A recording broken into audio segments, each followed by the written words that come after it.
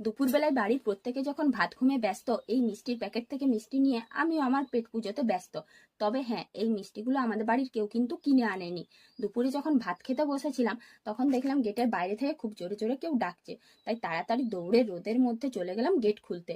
দুপুরের সময় এই লোহার গেটগুলো খোলা আর উনুনের মধ্যে হাত ঢুকিয়ে রাখা দুটো একই বিষয়। তবুও আর কি করা যায়, গেটটা আস্তে আস্তে খুলেই হাতে পেয়ে গেলাম একটা বড় মিষ্টির বক্স। আর যে মিষ্টির বক্সটা আমাকে দিল, তাকে ডেকে নিলাম বাড়িতে। এই মিষ্টির বক্সটা যদি একটু আঁকে দিত, তাহলে ভাত খাওয়ার আগে পুরোটাই ফিনিশ করে দিতাম। কি আর করা যায়, তবু ভাত খাওয়ার পরে তো শেষ করাই যেতে পারে। এই ছোট্ট পুচকে দেওয়ারটি ছিল আজকে জন্মদিন, তাই পাড়ার প্রত্যেক বাড়িতে মিষ্টি দিতে দিতে আমাদের বাড়িও পৌঁছে গিয়েছে।